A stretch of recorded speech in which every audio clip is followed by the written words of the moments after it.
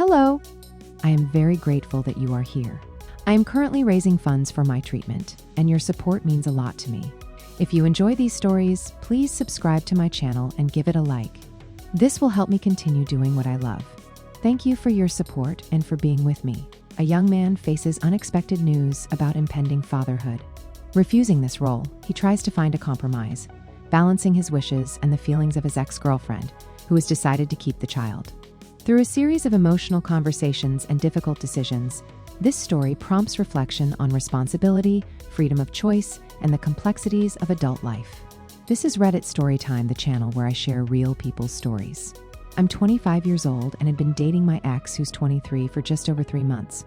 I always made sure we took plenty of precautions during sex. She was on birth control, and I always used condoms. I wanted to avoid having a child because I've known for a long time that I don't want to be a parent. However, my ex missed her period, and it turned out she was pregnant. The first thing I did was suggest an abortion. We don't live in a state where that's legal, so I offered to pay for her flight and hotel and said I'd be happy to go with her to do it. I have a stable job and earn well, so it wouldn't be too big a hit for me. She works as a secretary and doesn't earn much, so I figured it was better for me to pay. Then she told me she hoped to keep the baby and wanted me to help raise it as a father. I have no intention of being a parent. It's not just that I don't like kids, I'm not ready for it. I made it clear that I didn't want a child, but she kept insisting I would change my mind when it's born and that I should just try. I said I wouldn't be a father and broke up with her. I said I would pay child support when the baby is born, but expect her to respect my wishes and keep the baby away from me. Since then, she's been frantically messaging me. She sent me voice messages crying. It's been painful, but I haven't responded. Recently, she texted me saying she can't raise the child alone and that I'm essentially forcing her into an abortion by walking away. She called me a jerk, abuser, and sexist. She ended the message with a plea to talk again. I do feel bad, of course. I really liked her, and up until this, we had a good relationship. But I just don't want to be a father. I'm already upset that I'll have to pay child support for 18 years, which will limit me financially. I also believe it's not fair to the child. I would just take my anger and bitterness out on the child who did nothing wrong. And that, I think, is wrong. With that in mind, I came here to ask if I'm the bad guy. I absolutely feel like one, but I also believe I did the right thing. Viewer comments, one stone set. If she goes through with the pregnancy, you should also ask for a paternity test since you actively tried to prevent pregnancy. She can do a blood test during pregnancy with no risk to the child. This needs doing before you're on the birth certificate. You've only been together for 3 months.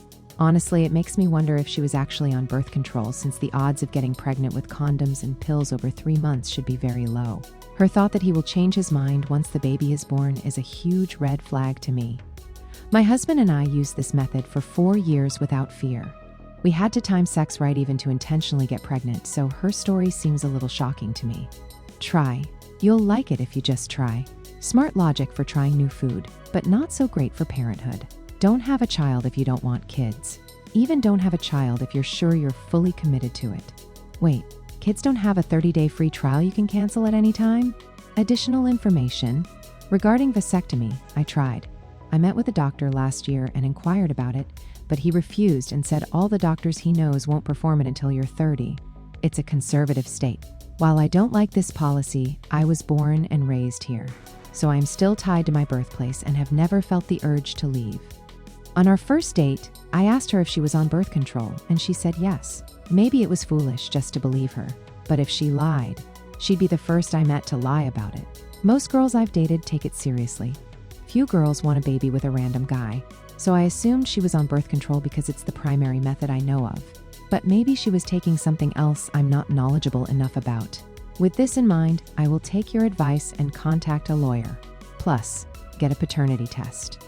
I don't know how long this will take, but once I do it, I will report here with the results. Thank you for your judgments. Update 1. First, I've hired one of the best family law attorneys in my state. She has someone representing her. My ex and her representative were made clear that they are not to contact me personally and that all contacts would go through my attorney from now on. We've scheduled the test to get results. If the child is mine, we will go to court to set up child support and prepare to give up my rights. Another point of clarity. I've been away for a while, and reading some of the comments, I found a theme I'd like to clarify for those who are still checking this topic in care. Initially, I said I made sure I took plenty of precautions. I think people didn't understand that I clearly stated from the start that I have no intention of having kids. I just wanted to clarify that. She told me she didn't want kids. I guess I should have been clearer about it, so I was shocked when she changed her mind after we found out she was pregnant. I understand that it can happen when feelings change or whatever, but for me, it was a significant shock. When I get the paternity test, she will also do an ultrasound, and then we'll talk. Update 2. Sorry for the delay, but I took the test and got the results. It's a girl, and she's indeed mine. When I saw my ex, I talked to her. We discussed contraceptives, and she told me she was on birth control and didn't intend to have a child. But when she found out she was pregnant, she changed her mind. I believed her. She was hoping I would come around to the idea as well. But I made it clear I would not be part of the child's life and offered her 3 options. Option 1, have an abortion in any state of her choice, and I'd pay for her stay there for a week, so she could take a vacation to Hawaii, New York, Los Angeles, on my tab. But I needed to come and get proof she'd had the abortion. Option 2, give the child up for adoption. I'd cover all medical costs associated with the birth. Option 3, keep the child, and I'll pay court-appointed child support, give up parental rights, have my name removed from the birth certificate, and have no relationship with her or the child except monthly payments. It was a tough conversation, and she didn't take it well. She ended up crying for a while. She kept telling me I'd be a loving and kind father, pleaded for me to try parenthood, and think about how good our relationship was before this happened and imagine our future together with a daughter. I said I was still firmly against parenthood, and she was devastated. She refuses to have an abortion, but is scared of being a single mother at 23, even though she wants the child. She told me that if I'm with her during birth, see and hold the baby, and still feel nothing for her after all that, she will consider adoption. And she also said, if I change my mind about parenthood, she'll wait for me with open arms to enjoy parenthood together as a loving family, hoping I'll propose. I made it very clear I don't want any involvement.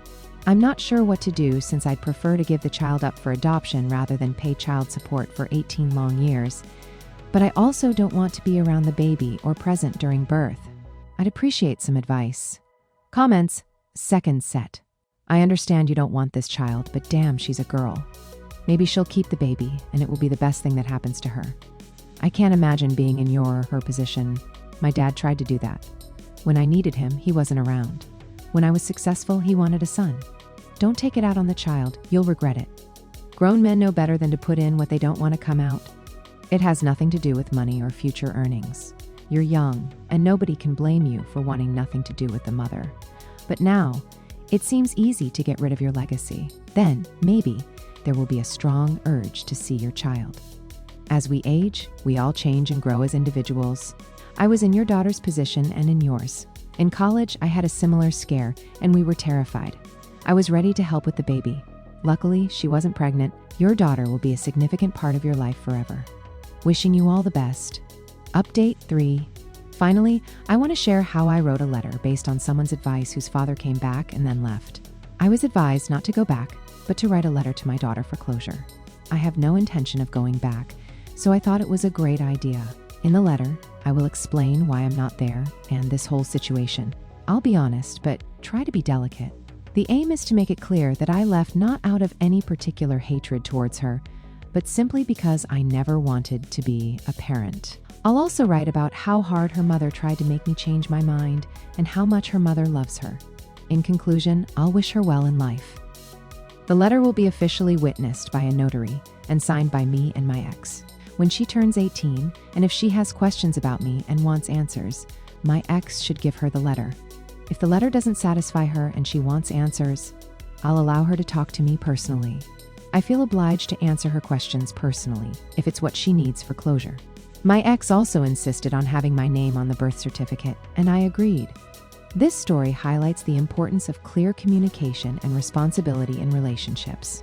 Despite taking precautions, unexpected situations can arise that have a significant impact on life. A sincerely shared perspective and willingness to compromise can help avoid such complex circumstances. It's important to make decisions considering not only your feelings, but also those of others. This case also demonstrates how crucial conscious parenthood and mutual agreement on future actions regarding the child can be. Thank you for watching this incredible story with us. If it was interesting or valuable to you, like and subscribe to the channel so as not to miss the next stories.